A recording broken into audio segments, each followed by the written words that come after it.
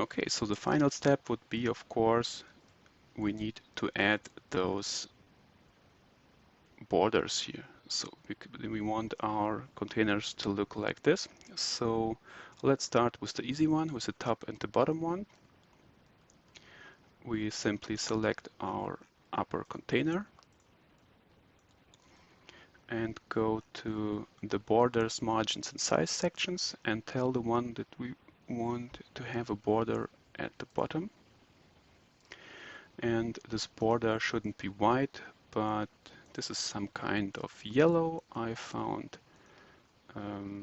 this color to match it quite nicely. And we will give it a bit thicker border, like 5 pixel here. For some reason it displays it as white, but I'm pretty sure it should be yellow. Oh yeah, there we go. Let's go to the preview to make sure. And as you can see, we have our yellow border here, and maybe we could add some spacing here, or maybe, yeah, okay, let's add a little bit of space below the name. So let's go and this time add some inner spacing, because we want the space to be added before the border, not after. So we're gonna tell it to add some inner spacing below the name. Perfect. The same goes on the bottom. We only want one border, and this should be above or on the top. And we want some inner spacing, just like we did on the title. And of course, we want to use our color here with the thickness of 5. Oh, we need the border on the top, of course. This one should be yellow. Let's check it out. And there we go. All right. So now we need the other borders. So let's create this shorter borders one. So we're gonna select our middle container here. And we're going to tell the middle container that we need a border on the top and on the bottom. And we're gonna give it this nice color here and make the borders a little bit thicker. So let's go and take the 5. I don't know why he always switches the colors, but this is the right one. And the same on the other side, where we are going to add top and bottom colors. We make it a bit thicker, of 5, and of course we will add our coloring. Let's check it out. Well, look at this. This already looks somewhat the design that we're after. Okay, so as you can see here, we have a bit of spacing issue here because this is way too close to the line here. So let's go and change it.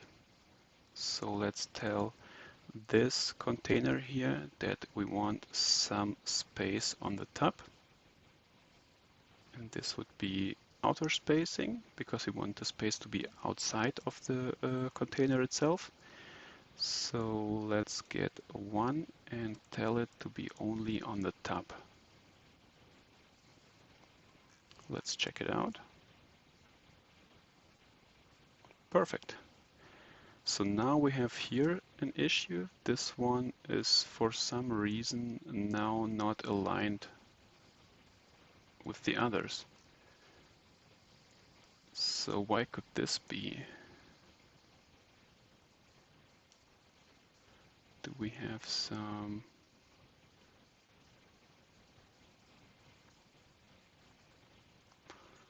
well, that's weird. We're going to have a look at this a bit later. So let's see again. What is our next goal? Our next goal is maybe to take care of the clock in the middle. Okay. So we select this container, and as you can see, we have quite a few options here. Maybe let me select the different configurations which I prepared. So we get some time here on this timer. So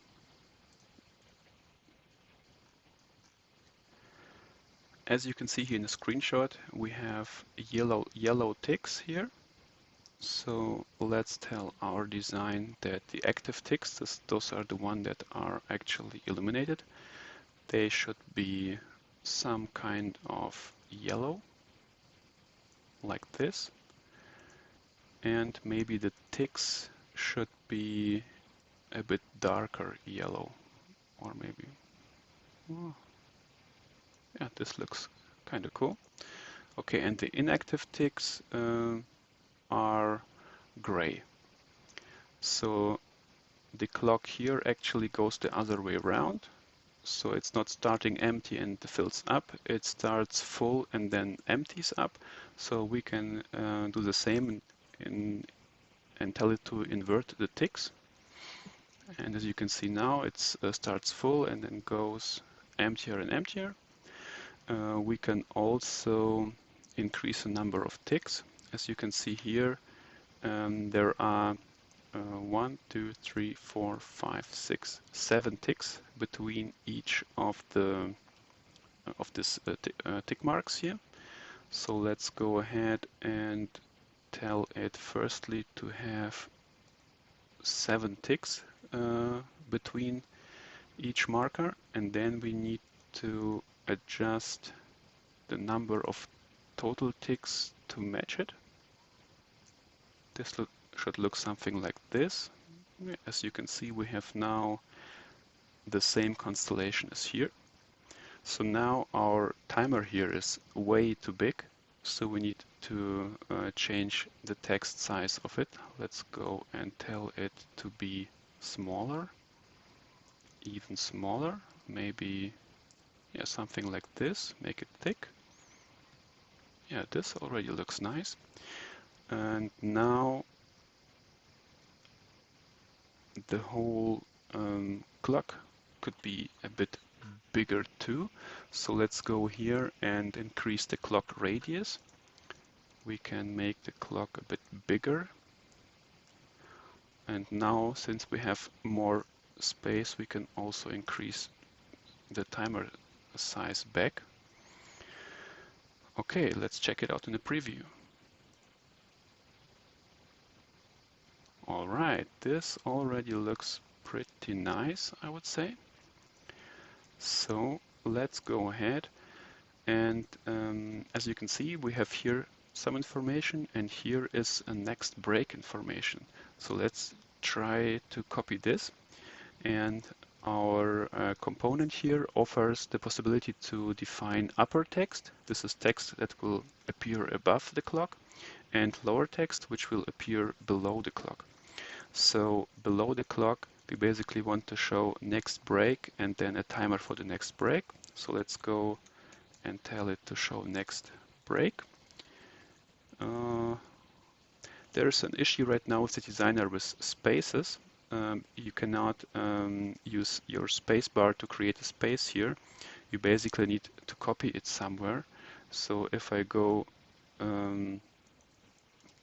somewhere and create a oh my god, we're gonna add a space here and copy it here with Control C, and then go ahead and insert it with Control V here. It's a bit annoying, but it's a bug I will fix someday. And now we will create a line break with backspace N, and now we can use a placeholder here for inserting of the next break timer. And for this you can simply click on another component where you have the placeholder button and then search for break, and you will see here break timer. This is the one we want. We close this here, go back to our clock and just paste it inside.